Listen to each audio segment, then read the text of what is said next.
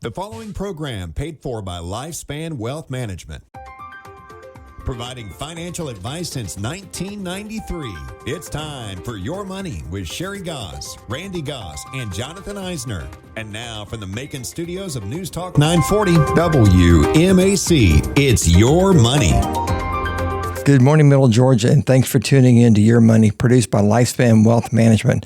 As financial advisors, the main thing we do is provide retirement planning advice and manage our clients' investment accounts. So if you're looking for an investment advisor, call our office at 478-922-8100 to set up your complimentary consultation. Lifespan Wealth Management has offices in Macon and Warner Robins for your convenience and has been serving Middle Georgia for over 30 years. You can learn more about our services by visiting our website at retirerelax.com. And while you're on our site, go to the special reports section where you'll find several reports that are available to you for free.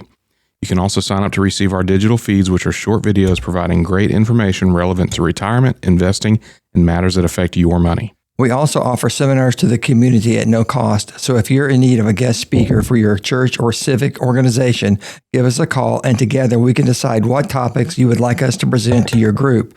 Again, our contact number is 478-922-8100. Good morning and welcome back, and thanks for tuning in again today. And also thanks for the positive feedback we had last week on last week's guest, Dr. Richard Eisner, and our discussion about dry eyes and the effects that everyone's have being stuck in front of some sort of a digital device for about 7 hours every day. And we always appreciate your feedback. And anytime you want to drop us a message and give us some feedback, you can email me at randy@rfmoney.com. And you can go to our website, retirerelax.com, and you can hear past recordings. That's right. So, Sherry, on to you. So, markets. Taiwan Semiconductor is investing $100 billion with a B in U.S. chip plants, and a lot of this is going on with other companies as well. From Horizon Investments, who's a company that we follow, don't freak out. Uncertainty and change may seem scary in the near term, but the data suggests making rash portfolio changes in such an environment is not conducive to long-term success. Number 2, don't trade on politics. Translating political actions into market prices is rarely a straightforward exercise, and that's before one even considers the potential for bias to enter the equation. Encouraging your clients to focus on the bigger picture can help them stay on the right track. And 3, instead, stay the course. All right, good advice. All right, and on to weekly mortgages. Weekly mortgage demand surged 20% higher after interest rate drops to the lowest since last year. The average contract interest rate for a 30-year fixed-rate mortgage with conforming loan balances of $806,000 or less decreased to 6.73% from 6.88%. The total mortgage application volume jumped 20.4% last week compared with the previous week, according to the Mortgage Bankers Association. This was not only the first increase in three weeks, but it was an outsized move. A sharp drop in mortgage interest rates finally lit a fire under loan demand. Both current homeowners and potential home buyers jumped back into the market after a lackluster showing so far this year. The U.S. continued to generate jobs at a steady pace in February, offering reassurances that the labor market has remained relatively stable since Trump took office. The U.S. added 151,000 jobs in February, according to the Labor Department, which was slightly below the 170,000 jobs that economists expected. The unemployment rate, which is based on a separate survey from the jobs figures, rose to 4.1% from 4%. Next up, just like that, guys, we are approaching tax season already. Yay. For 2025. Everybody's favorite season. It's just like Christmas. There's Christmas and then tax season. Almost like Easter. Yeah, right. I love what we do. I could not imagine being a CPA. Oh, my goodness. I just couldn't do it. I know. So, again, I don't know about you guys, but it seems like January and February just kind of flew by. Absolutely. Blur. A blur. And here we are. It's almost mid-March already. You guys were talking about cherry blossom this morning. And going, and Sherry wants to ride all the rides at Central City. She loves that. She loves it. Yep. I love the dirtiness of it. Yeah. and all the cigarette smoke and sweat. Her favorite pastime. Yeah. So as tax season approaches, I figured I wanted to cover a few things on this week's show, just as either informative pieces or reminders for people out there as we approach tax season. First thing we want to talk about is capital gains taxes, and Randy, we'll let you cover this part. All right. All right, let's discuss long-term gains and short-term gains. So first, what are capital gains? If you sell an investment for more money than what you paid for it, then you've realized the capital gains. You can generate capital gains from the profitable sale of stocks, bonds, real estate, cars, and any other asset. You'll likely owe taxes on the profits you made from these transactions, though the rates varies depending on a few factors. And a few assets are exempt from capital gains. Capital gains taxes fall into one of two categories. There's short-term and then there's long-term. Short-term capital gains are the profits you make from selling an asset you've held for 1 year or less. The IRS treats short-term capital gains the same as ordinary income, which means the tax rate you'll pay on short-term profits taken this year will correspond with the 2024 federal income tax bracket, which range from 10 to 37%. Long-term capital gains, on the other hand, are the profits you make from selling an asset you've held for more than a year. There are only 3 tax rates for long-term capital gains: 0, 15, and 20%, and the IRS notes that most taxpayers pay no more than 15%. Qualified dividends are also taxed at the long-term rate. The normal capital gains tax rules apply to most types of assets. Randy covered a couple of these in his part, but stocks, bonds, and mutual funds, those are probably the more obvious ones that people are aware of. But you can also get capital gains treatment on ETFs, commodities, vehicles, that was an interesting one to me, real estate, home furnishings, business assets, business entities like LLCs, and then Randy skipped over the word, and we're not allowed to say it, but alternate forms of currency also, right? Right. So I wrote this chart down, and Sherry and I were going over this morning, but if you're about to file your taxes for 2024, here's the rates, a brief summary on the capital gains rates. So you're in a 0% capital gains tax rate if, as a single filer, you made less than $47,025 in 2024. You're in the 15% rate as a single filer. If you made less than $518,900, that's a lot that you can make and be in the 15% rate as a single filer. And then in the 20% rate if you made over the 518 in 2024. All those rates or those incomes are going up for 2025 to account for inflation. And let me interrupt you here just for a second. And this is a good time of the year. You know, when you get your taxes back, you know, if you're using a CPA or you're doing them yourselves, and you're having to pay or you're getting money back, this is a good time to take a look at that number and adjust your deductions with your payroll department. Because if you're paying too much in, you know, you might want to adjust that so you're not paying the IRS more than you need to throughout the year. Right. So it's just a good time to do this. Absolutely. Good thought. Married filing jointly, real quick, the numbers. If you made up to $94,050 in 2024 as a couple filing jointly, then you're in the 0% rate. That's a lot of household income that you can make and pay zero on your capital gains, on your long-term capital gains. By the way, I don't know if I clarified this. These are all long-term capital gains rates. As Sherry said, the short-term rates you pay the same as income. As a married couple filing jointly, you're in the 15% long-term rate if you made up to $583,000 and some change in 2024. And then anything above the 583 in 2024, you're in the 20% long-term capital gains rate.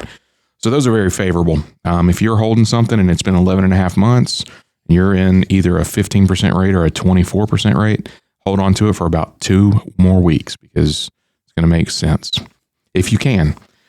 All right. So with a few exceptions, most states charge normal income tax rates on top of your long-term rates. There are a few exceptions. I didn't list those here, but Georgia, you're in the clear. You are going to pay normal state income tax on top of your long-term gains.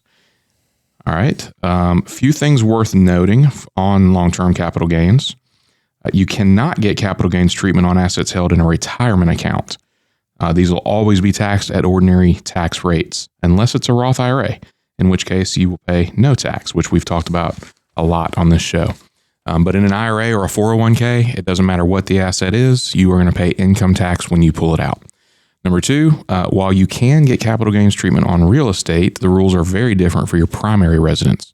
If you meet a few rules, namely, if you live in your home for 2 years or more, you can sell your primary residence and pay no taxes on gains up to $250,000 if you're single, or up to $500,000 if you're married filing jointly. and pay no taxes on those gains for your primary residence. Which is a great deal. It's amazing. It's amazing. Capital gains treatment on real estate applies only to properties other than your primary residence. Good advice. Good information. All right, next, let's talk about tax deductions versus tax credits. And this one's real short and sweet, but there seems to be enough confusion between them that we think it's worth clearing it up. A tax deduction is when you can deduct an expense against the amount of income that you pay taxes on. And a tax credit is a dollar for dollar credit against your tax liability. It's that simple. That's it. Yep. Very common example of a tax deduction, since we talk about this a lot too, is contributions that you make to an IRA, a traditional IRA. If you're over 50, you can contribute up to $8,000 to an IRA, and then you can deduct that $8,000 off of your taxable income. So if your taxable income is, let's say, $100,000, and you make the contribution to your IRA, well, now you'll just pay taxes on the $92,000 instead of on $100,000. And as nice as tax deductions are, tax credits, though, are even better. Whereas tax deductions lower the income on which you pay the taxes, tax credits are a reduction of the actual taxes that you owe. So I'll use myself as an example here, because the child tax credit is a very nice thing in my house. Child tax credit is currently $2,000 for each dependent child who's 17 and under in your household. So that means $2,000 off of your taxes owed. Well, I have 4 kids under 17, so I get $8,000 in tax credits. And so let's just say I owe $10,000 in taxes. Well, having 4 kids in the house removes $8,000 of that tax liability, and then I pay the remaining $2,000. So I'm a big fan of tax credits. How about you, Randy? I know you are. Well, I was. Well, any credit. Any credit is better than a deduction. Absolutely. Deductions are nice too, but credits are. Yep, credits are wonderful. So the other thing you need to know is it depends on your income whether you can do a lot of this stuff. That's a good you point. become exempt. I did see the income for the child tax credit, since I used that example, is $400,000 married filing jointly, I think. Don't hold me to that. So just make sure you look up a good point. Look up the income limits. So last but not least, contribution deadlines. The IRS allows contributions for IRAs and Roth IRAs to be made up until tax day, April 15th, for the previous year. This means we have a little more than 5 weeks left to make any and all 2024 contributions. If you're under age 50, you can contribute up to $7,000 to your IRA, 50 or over, $8,000. Yeah, and if you extend your tax filing, SEP IRAs and solo 401k plans even allow for contributions to be extended,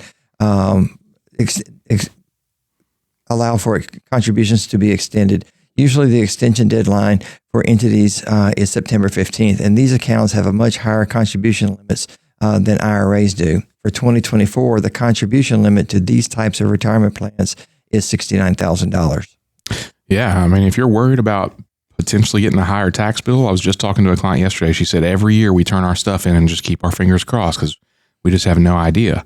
And this particular client does have a SEP IRA, but you can deduct a pretty large amount of money from the income. Right off the top. Right off the top. Because I used to do it all the time before I owned a business. Yeah. Yeah. And so, and the fact that you can do, if you extend your filing out to September, then you have pretty much 8.5 months till September 15th to jump up to $69,000 into a plan and get that deduction. So it's very nice. Yep. All right. Well, Americans have always thought debt relief after the holidays. Now they're strugglers year-round. Overall household debt climbed to new highs of just over $18 trillion in the fourth quarter of 2024, according to the New York Fed.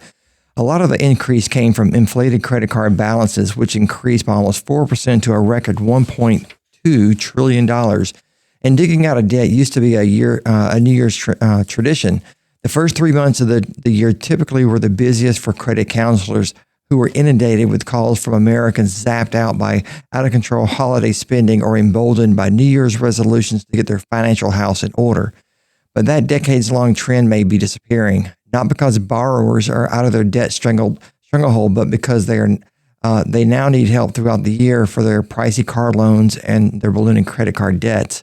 Bruce McClary, who is the spokesperson for the National Foundation for Credit Counseling, says the landscape has changed. He says that they are hearing more and more people who are feeling the financial crisis year-round. Yep, a lot are stuck in what have now become unaffordable car loans, while others turned to their credit cards over the past years to buffer themselves from higher prices on groceries and gas. I think we all feel that pain. And that's catching up to some Americans and may snare more people. with inflation still not completely where it should be. Some of those increases in debt over time can be chalked up to population growth. Others are seasonal, like Christmas time, right, Sherry? And you buy those gifts on credit cards. What's a little more concerning is the trajectory, though, of serious delinquency rates, especially for auto loans and credit cards. The share of borrowers 90 days or more past due on those debts is at a 14-year high. Not a coincidence, probably. Victor Russell, the operations manager for Apprizon, I think is the name of it, a nonprofit credit counseling agency, says he sees a trend of automobile loans payments being very high and causing a lot of stress on how people pay for living expenses and increasing reliance on debt. Russell said those calling to his agency span the earnings spectrum. The New York Fed report also noted that auto loan delinquencies specifically have been rising across credit score bands and income levels. So credit counselors at Consumer Credit Counseling Service of the Savannah area, Inc., in Georgia, are struggling to figure out a solution for one older gentleman who can no longer afford his car payment and his auto insurance premium, a category that has also surged in price. Motor vehicle insurance prices rose 2% in January from the month before and almost 12% from a year ago, according to the latest inflation data. Alexandra Kopp, Director of Operations at CCCS, said of this client, "The client has a decent paying job and has cut expenses on everything, but the car is the biggest expense, and that is a really tough situation that we're still trying to figure out." In general, a car payment should take up no more than 13 to 14% of an individual's net income, Russell said, though with the average payment for used cars at $525 and new cars at $734 per Experian, that rule of thumb is out the window. We're seeing individuals paying 21 to 22% of their income toward car payments. That's almost a quarter of your income just servicing an auto loan. That's not sustainable. The term lengths on these loans have also increased to 78 months when they used to be 48 or 60 months long, Russell said, meaning people are stuck with unmanageable payments for more than 6 years. And that's why many of his clients are turning to credit cards for their basic living expenses. But with credit card rates averaging north of 20%, that just adds to the struggle. Yeah, for one, credit card interest rates aren't going down anytime soon, and those rates are directly linked to the Federal Reserve's bench rate. And after this week's report showing inflation ticked back up in January, the Fed may delay rate cuts even longer. At the same time, there is an increased uncertainty over the consumer prices or where they're going. Economists have warned that most of the tariffs the Trump administration plans to levy on imports will ultimately be paid by the consumers in the form of higher prices.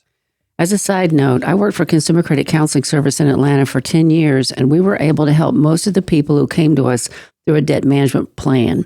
By working with their lenders, negotiating lower payments and interest rates, we enabled them to get debt-free within 3 years. What we are reading today is a total disaster. We cannot keep offering these ridiculous credit offers that break people. That outlook alone is a good reason for Americans who are even just a little worried about their finances to reach out for advice. You don't need to wait until you're in dire straits to get in touch with a nonprofit credit counselor. The longer you wait and the worse things get, the fewer options you have, and it becomes more difficult to turn things around. So if you know someone who needs this sort of help, have them call Consumer Credit Counseling Service, which is now CCCF, Consumer Credit Counseling Foundation, at 800-918-6709. This is a nonprofit, and they do offer phone counseling. Side note, I just bought a car. You guys know that. Right. And I had intentions of getting one. I'm not a big car person. I've never required fancy cars or expensive cars. Yeah. And it's a Toyota 4Runner. It's a 2022. And I spent more on it than I intended to. And that's because I got to a point where I realized that instead of getting a car that was less reliable and with the better payments, I'd rather pay more. It's a tough spot to be in now because the cars are so expensive. If you want a reliable, good one that'll be around for a while, you're going to have to, buck up and pay. You could buy something that's less expensive with higher miles and end up spending a lot of money in the repair shop. Exactly. There's that weight. You've got to balance that out. Right. And I've been on that side of it too. Yeah. And that side's not fun where every time you turn around, something's coming up on the car. It'll nickel and dime you to death. Right. Well, actually, now it's $100 here and $100 there. Yeah, right. For sure. That's why my Honda Civic was just amazing. Yeah, I drove the first one for 12 years. 12 years. Put 250,000 miles on it, and all I had to do was change tires. It's just get oil changes. I mean, literally, I had nothing else wrong with it.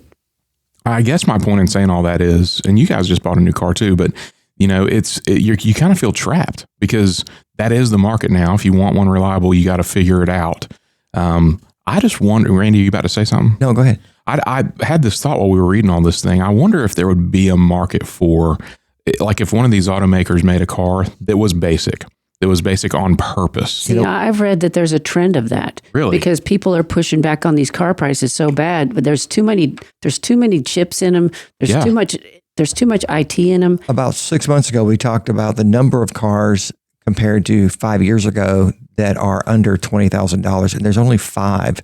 I believe is the number that we read that are under $20,000, and it's really sad that that's the entry level car price. That is what people are limited to. Right. So yeah, I do believe that there's a market out there that people I think it's huge. It would be very well received by the general public. To strip out all this IT. For sure. Here's a car that doesn't have an overhead camera, and the mirrors don't turn down when you reverse your car. It doesn't automatically brake.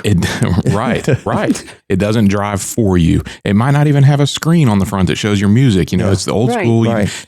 It actually has a knob you have to turn. Right. But this car is $22,000 brand new. It's like, I think there could be a serious market for that. That was my Honda Civic that. It didn't have all the bells and whistles or any of that junk. Right. I think they're going to have to needed do it. by a lot of people. Yep. For sure. It's not just what they want, it's what they need. Yep.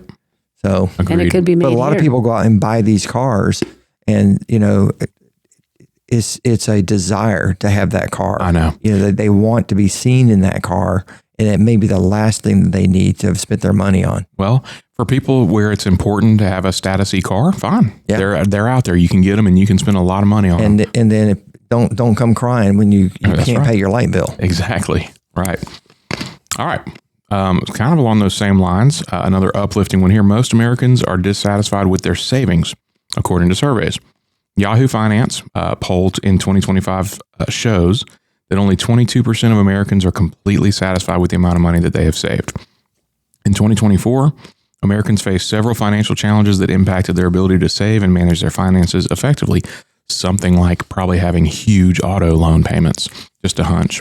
Inflation remained a top concern, leading to increases in the cost of essentials such as housing, groceries, and utilities, and straining household budgets. Credit card debt, there's that thing again, also reached record highs. Rising interest rates on credit cards and loans made it harder for consumers to pay down their balances.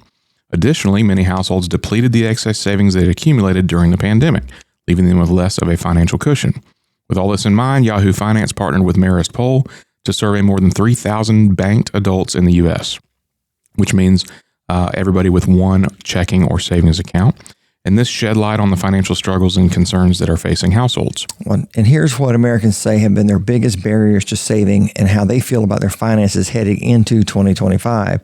2/3 of the respondents say that the cost of living for the average family in their area is not affordable. That's terrible. In a post-COVID-19 world, the rising cost of living dominated the financial news headlines. Many households felt the pinch as inflation reached a 40-year high of 9.1% in June of 2022. Though the inflation rate has since tempered, the sky-high cost of housing, groceries, and other essentials are here to stay for the foreseeable future. Overall, the survey found that most respondents described the cost of living in their area was not very affordable, while 22% say it's not affordable at all. That's terrible. Only 1/4 of Americans say they live comfortably. Well, this is a very small poll, so I always really hate it when they have these low number polls. But anyways, not only are survey respondents unhappy with the cost of living in their area, but most are struggling to pay for necessities while putting money away for the future. Older Americans, baby boomers, silent generation, more likely are to say that they live comfortably. It is funny you say that because I was looking back, the poll was 3,000 people. Right. And then they make a comment like 1/4 of Americans are not living comfortably. Right. From the 750 that responded in that poll. Anyway, 60% of Americans are more optimistic about their finances in the coming year with Donald Trump as president. For better or worse, with a new administration often comes new economic agenda. I think we're seeing this, and most Americans are expecting positive changes. I imagine right now there are many government employees who are not feeling very optimistic. All the layoffs. I would agree with you. Yep. You've been listening to Your Money, produced by Lifespan Wealth Management with your hosts, Sherry Goss, Randy Goss, and me, Jonathan Eisner. If If you'd like to contribute to the show, you can email randy@rfmoney.com with a question or topic that you'd like us to cover in a future broadcast. Our number is 478-922-8100. We have offices in Macon and Warner Robins for your convenience. And you can find out more about us by visiting our website, retirerelax.com. Lifespan Wealth Management has been serving the Middle Georgia area for over 30 years, helping people like you achieve their investment and retirement goals. And if you're in need of a financial advisor, please contact our office at 478-922-8100. We also offer seminars to the community at no cost. So if you are in need of a guest speaker for your church or civic organization, give us a call and together we can decide what topics you would like us to present to your group. Again, our contact number is 478-922-8100. Now back to the show. You know, going back to this previous article, most Americans are dissatisfied with their savings, and it just makes me want to say that everyone has control over this. You know, you're in charge of your own money. Yeah. You choose what you do. Now, if you're in that position where you are dissatisfied and you're up to your eyeballs in debt, yes, you've got to dig yourself out of that first. And you can do that by starting with a budget and figuring out how to pay that off. You may have to get in touch with Consumer Credit Counseling or Green Path and getting some serious financial counseling and having them help you create a payoff plan. And once you get that done, then you can start saving and getting yourself in your financial house in order. There is a path to get out of this. You don't have to stay in that forever. Here's my advice. Get a notepad and start tracking your spending on what you spent your money on every day. I preach this all the time. Make a sheet of paper, get a pen out, leave it on the counter every day. Where did you spend money today? Whether it was a credit card, debit card, or cash. Yeah, you can do that now, whether you're in debt or whether you're free of that debt. I mean, this is a good time to any time is a good time to do it. Evaluate, because here's what I see. I go to the grocery store and everybody's buggy is full of processed food, pre-cooked, pre-made, frozen, expensive, processed food and garbage. Sodas, candy bars, potato chips, garbage. Cut the garbage. You can probably save 50% at the grocery store if you actually eat a vegetable and some lean turkey ground meat, which is 3 pounds for $10. I mean, please put yourself on a diet at the store and cut out all the garbage. You don't eat any processed anything. And I bet you most people would drop a third of the money they spend at the grocery store. Next. I got one better for you. What? Quit eating? Quit eating out. Quit eating out. Absolutely. And just go to the grocery store to begin with, regardless of what kind you get. Exactly, because you're paying 3 times more for the same food that you could make from scratch. That's right. Okay, another one, hair extensions. I'm about to lose my mind over this. Everywhere I go, people have hair extensions, fake eyelashes, new clothing, trendy whatever. Stop it. Jewelry, you don't need to buy anything. When we were getting started, I used to buy all of my clothes at a consignment shop, literally. And I looked very professional. I was working for Consumer Credit Counseling Service in Atlanta. No one could tell that my clothes came from a consignment shop, but they all did for a fraction, like not even a tenth of the price as if I went to Belk's. That's true. Because we were building a house, fixing up a house. No, we weren't building a house. We were remodeling a knockdown house. It should have been bulldozed probably. Right. But so we were putting all our money into a house. We had kids in daycare and I was driving to Atlanta commuting. So I couldn't go out and buy new clothes. And so it worked for me. I tell you what, the other one is, it drives me crazy. Subscriptions you don't need. You don't need a subscription to a car wash. You can go wash your own car. I mean, just think about everything you're spending money on. The gym, cut your membership and go for a walk. Cut out everything you don't need. Yeah. Cut the cable. Quit carrying credit card debt, which is costing you 22%. I'm helping a friend now that's going through a divorce, and he sent me his budget, and it was $280 between 2 cable internet providers. I don't get it. And I'm like, what are you thinking? Yeah. I mean, and you've had this for how long? Well, I gotta be able to watch NASCAR, and you don't have to do this. You know, you're choosing to do this. So there's a lot you can do to get yourself right-sized. And on top of all of that, if you're in a career that's a dead end, you're stuck as a secretary, you're stuck as I saw someone just the other day that retired 20 years as a bookkeeper and never made much more money because what she did was so redundant. She never grew to anything more. How can you grow to something more so you can make more money, save more money, have a better future? I mean, quit being stagnant. Do something about your situation, please. Because this article just makes me mad that this many people are so frustrated, and this article didn't even offer a solution. Well, the thing is, you can be in any job and retire wealthy. Look at the guys that we talk about on the radio all the time. The janitor up in Vermont that retired multimillionaire and left millions of dollars to the local library and other charities. My grandmother. Yes. Same thing. Your grandmother. I mean, that janitor up there. That was a great story. Great story. And it just goes to, I mean, he wore a sweater that was held together with bobby pins, and no one had any clue that he had two nickels to rub together, you know?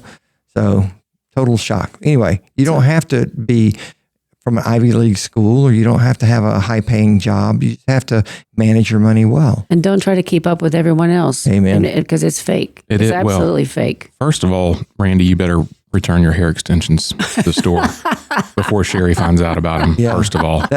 Is that mullet not looking good anymore? No. It's too expensive is the biggest thing. I think the point of this article is that everything's so expensive that people can't afford the lifestyle. But to y'all's point, you don't have to have an expensive lifestyle. Have the lifestyle. And there was a time in my lifetime when people said, nope, I don't have that, fill in the blank, because I can't afford it. Yeah. And now that's like unheard of. It's like, well, of course I have Netflix because it's, or of course I have whatever, fill in the blank. And well, you don't have to have that if you can't afford it, if it doesn't work. So anyway, everything is very expensive, but you don't have to have it all. So sorry I had to rant about that because I just see it all day long. Anyways, next up, McDonald's gives its restaurants an AI makeover. I have been waiting for this, which is a big change. McDonald's is giving its 40, even though I don't eat there. I never eat there, just so you know. I don't eat fast food. After you were just preaching about the grocery store. McDonald's. Right. McDonald's is giving its 43,000 restaurants a technology makeover, starting with internet-connected kitchen equipment, artificial intelligence-enabled drive-thrus, and AI-powered tools for managers. The goal, to drive better experiences for its customers and workers who today contend with issues ranging from broken machines to wrong orders. The investments are coming at a time for McDonald's, whose U.S. sales were sluggish in January, reflective of a broader slump in the fast food industry. McDonald's said consumers remain pressured, particularly low-income diners and families. Quit eating there then. Right. The restaurant is hoping that a better tech-enabled experience will help it deliver on its goal of growing its loyalty patrons from 175 million to 250 million by 2027. To accomplish that, McDonald's tapped Google Cloud in late 2023 to bring more computing power to each of its restaurants, giving them the ability to process and analyze data on site. The setup, known as edge computing, can be a faster, cheaper option than sending data to the cloud, especially in more far-flung locations with less reliable cloud connections.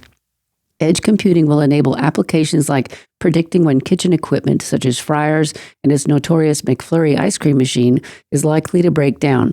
The burger chain said its suppliers have begun installing sensors on kitchen equipment that will feed data to the edge computing system and give franchisees a real-time view into how their restaurants are operating. AI can then analyze that data for early signs of a maintenance problem. So imagine this. Side note, you need fewer employees, but you're having to pay for more people to run all of this stuff and for all the equipment. That financials would be very interesting to look at. Yeah, and you may be wondering why we're talking about this, but McDonald's is is a really big deal in the restaurant fast food business, and we used to hold this in our portfolio, and of course then they kind of fell off because things were not going well, so we sold them. But a lot of people keep their eye on McDonald's as a good investment, and so we kind of keep our eye on this firm as well. And as do a lot of other people, but it also is very interesting when we talk about AI, and you hear us talk about AI a lot. And this is just a good example of how AI is really being used at the front end of everything that you, the consumer, is being subjected to, basically. So you're going to be dealing with AI at McDonald's when you go through their drive-thrus and when you walk up to their customer service counter. Excuse me. Well, anyway, McDonald's is also exploring the use of computer vision Vision AI, which is the form of AI behind facial recognition in store-mounted cameras to determine whether orders are accurate before they're handed to customers. For McDonald's, this is nothing new. They've always been implementing the latest and greatest technology. They've been experimenting with voice-activated drive-thrus and robotic deep fryers since 2019. And McDonald's began rolling out edge computing to some U.S. restaurants in 2024 and have plans to include more restaurants this year. For those who don't really know what edge computing is, let me give you a very basic description. Edge computing allows devices in remote locations to process data at the edge of a network. In McDonald's case, this could be a drive-thru or a kiosk, even at the front counter where the cashier takes your order. While that does not seem like that remote, these locations generate a lot of data that can assist the management in improving response times by delivering insight from these devices. And edge computing solves three interrelated challenges for business at the same time. It connects devices to a network from a remote location. It improves data processing time due to network or computing limitations, and it solves bandwidth issues. So those three things linked together now is going to help McDonald's really move forward. Edge computing will also help McDonald's restaurant managers oversee their in-store operations. The burger giant's looking to create a generative AI virtual manager of sorts, which handles administrative tasks such as shift scheduling on managers' behalf. Fast food giant Yum! Brands, Pizza Hut, and Taco Bell have explored similar capabilities. McDonald's is an early mover in its industry when it comes to using edge computing, but it is by no means alone. This technology is expected to be used by any sector with distributed physical locations, including hospitals and factories. That's fascinating. I've been waiting for this as the robot French fry machine has been out for years. It is tied to the ordering system, so it knows exactly when to dump the fries in the oil and when to take them out. You can Google search robot French fry machine video and see how it operates. It is fascinating. It is. And technology is going to be key in helping maintain the edge in any field, and the restaurant business is no exception. The chain that can produce the highest quality food at the lowest price will win that race. And technology could very well be the catalyst that enables companies to get ahead in that race.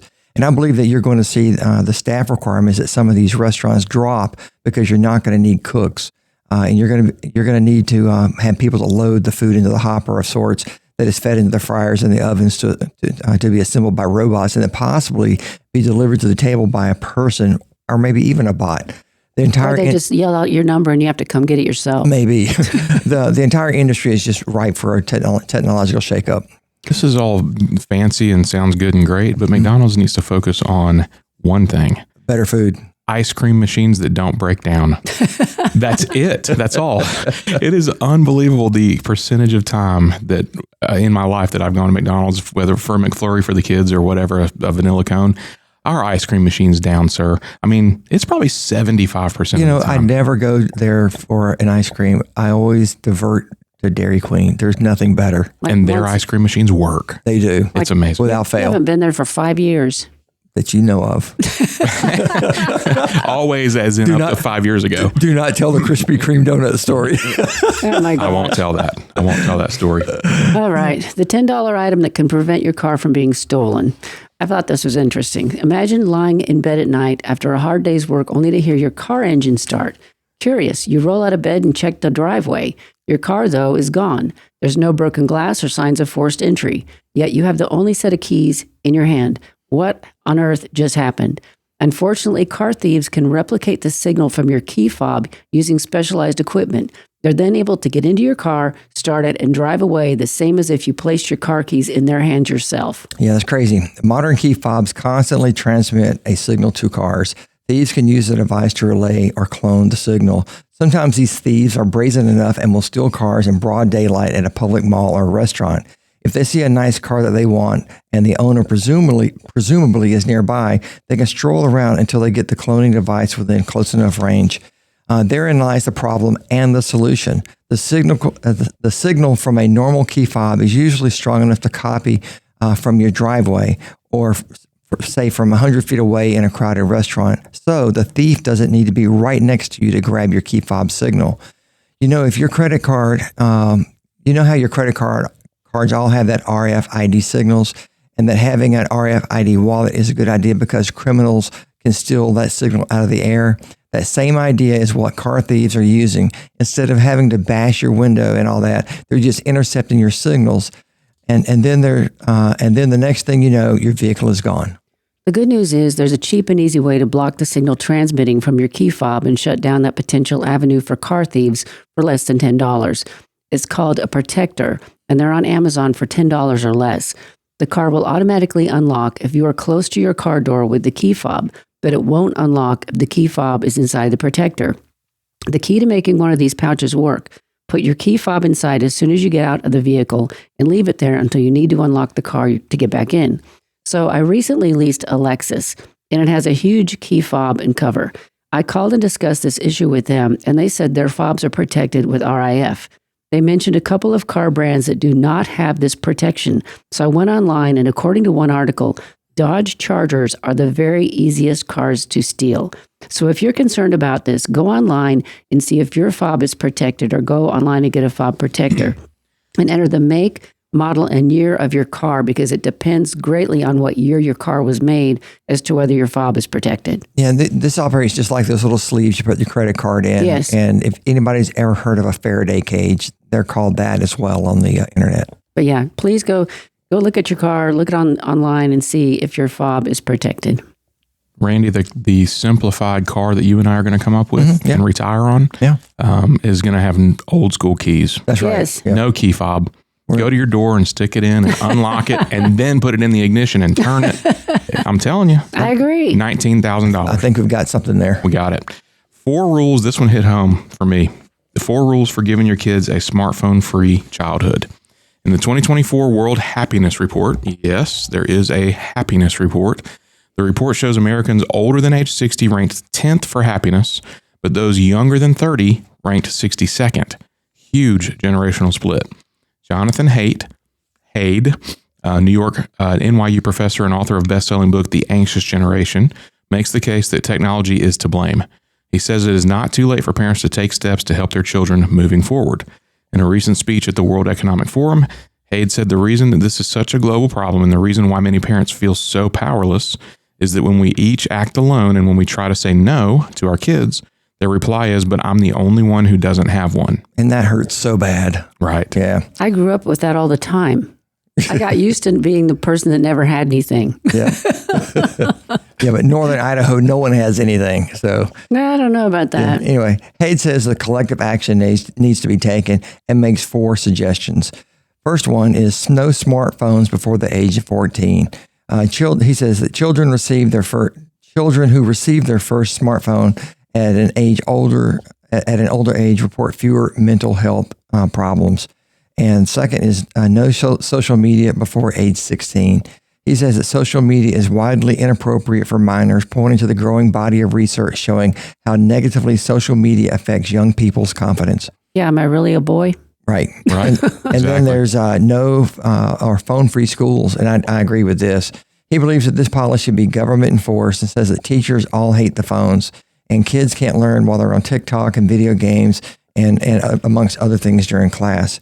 And then kids need more free play, and I agree. They need to get outside on the playgrounds and be able to express themselves amongst the other kids and have an exciting childhood. And burn off some energy. Absolutely. While restricting access to technology won't solve all the problems young people face, it certainly seems like a good place to start. Jonathan, how are you treating this with your kids? So this is why this one hit close to home. And I in theory, I do, or conceptually, I agree with all 4 of those points. No smartphones before 14, no social media before 16. I 100% agree with that one. Phone-free schools, absolutely. And more free play, which that's just obvious that needs to come back. But I kind of feel like this is a situation kind of like getting a car now, like I was talking about earlier. You feel somewhat trapped. And here's what I mean. We got 4 kids under 16.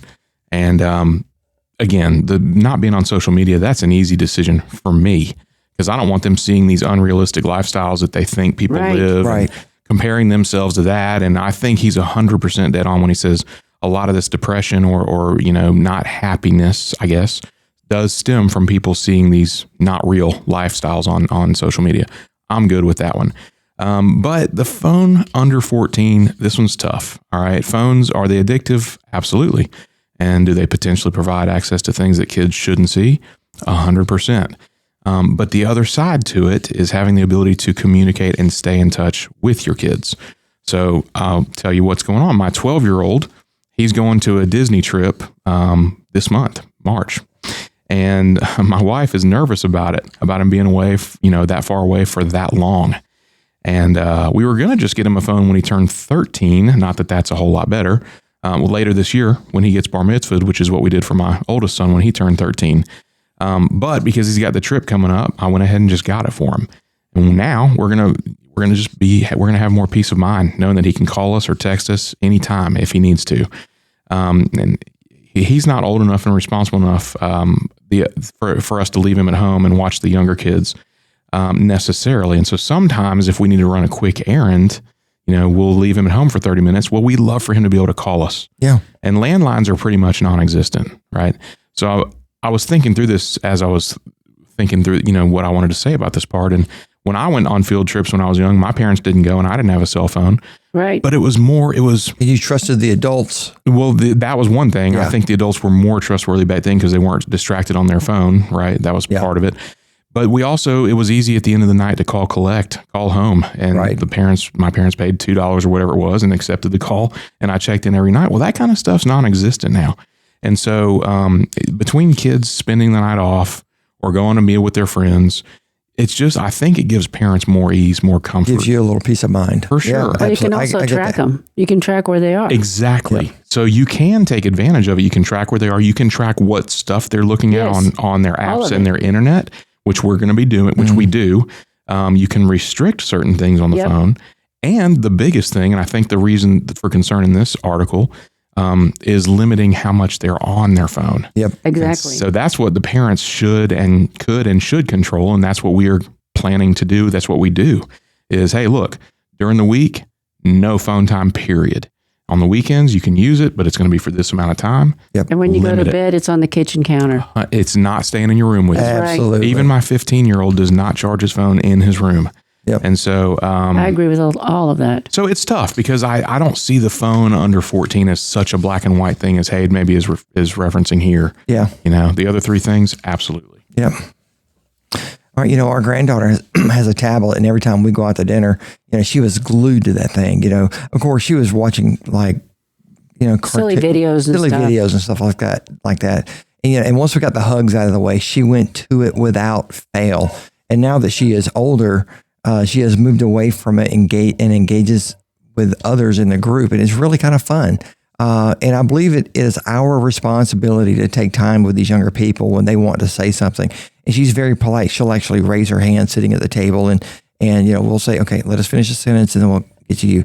And so we do that. We're very good at making sure that she gets her talk time, and because if we don't take time to talk to her and listen to her, then she's going to find someone else that will listen to her and talk to her. And we may not like what that other person's going to have to tell her. And, it's going to be up to us. Right. Today kids face dangers that we didn't have when we were growing up, but there's also tools that can assist parents in helping keep our children safe. Since we're talking about phones, we'll keep it to that topic. There's apps that you can subscribe to that allow you as a parent to monitor texts and emails and even detect cyberbullying. And some of these apps can be linked to over 30 other apps and platforms that ensure that your child is not getting sucked down the wrong rabbit hole on the good old internet. And I encourage you to check out a couple of websites that will help you make the best decision for you and your child and your own peace of mind. The first is from the Federal Trade Commission. And if you want, email you. Yeah, just email me, randy@rfmoney.com if you want this article. And but it's at consumer.ftc.gov, and it's a kids' cell phones. And the next is Google best app to lock down a child's cell phone.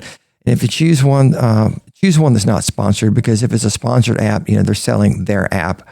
But choose a reliable source like PC Magazine, the New York Times Review, Tom's Guide, for example, and they offer their own opinion on the top apps, providing the good and the bad features as well as the cost. And I looked at one when I was out there. It's called Bark, and it was really, really good. It looked good to me. But the most important thing you want to do is be able to easily navigate the features on the app.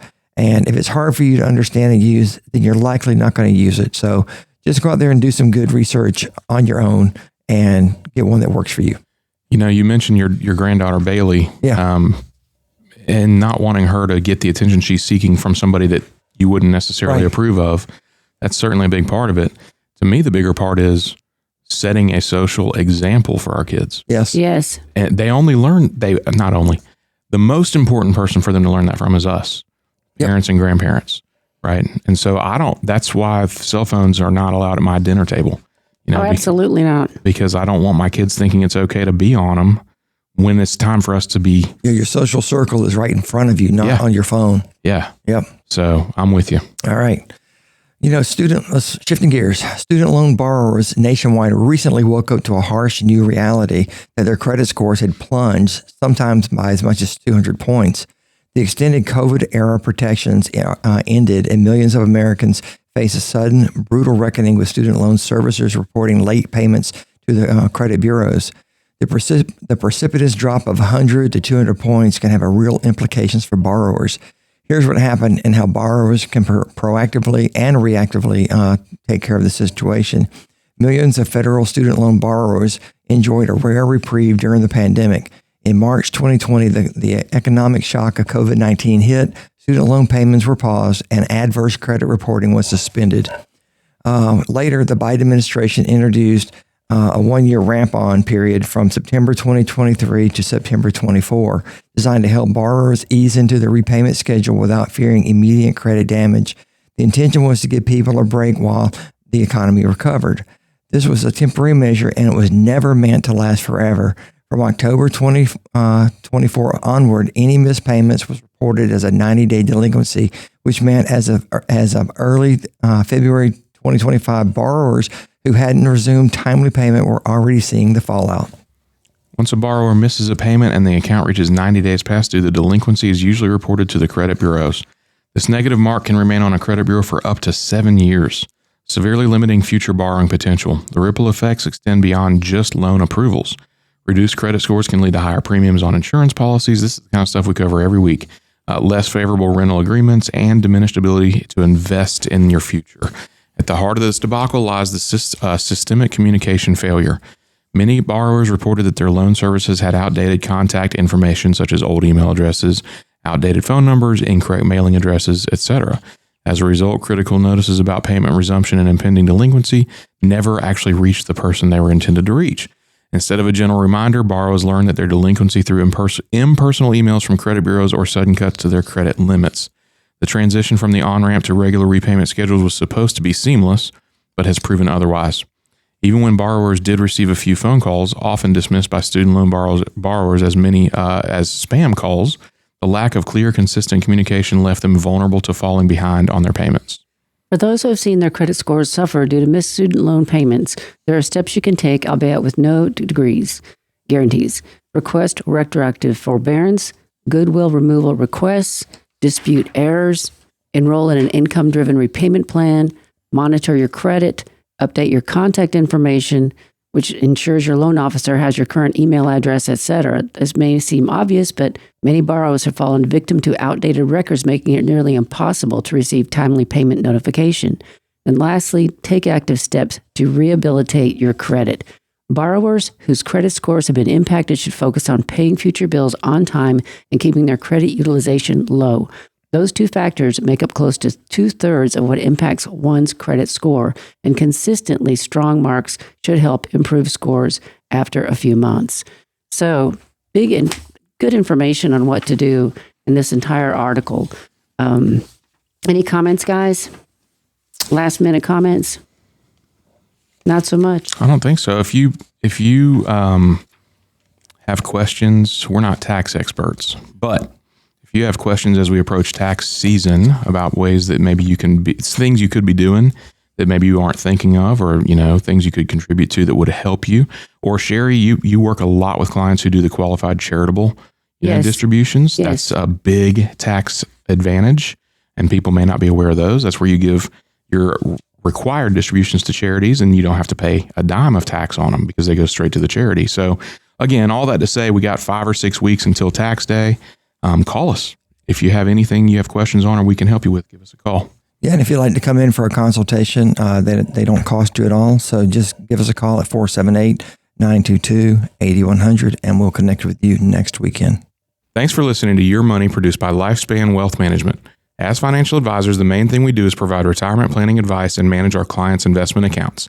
If you're looking for an investment advisor, call our office at 478-922-8100 to set up your complimentary consultation.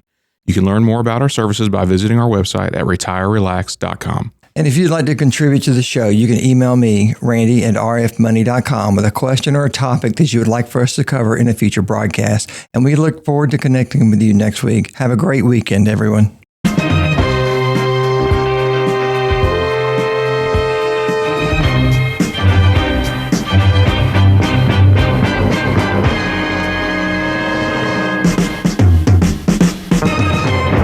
Securities and investment advisory services offered through Osaic Wealth Incorporated, member FINRA SIPC. Osaic Wealth is separately owned, and other entities and or marketing names, products, or services referenced here are independent of Osaic Wealth.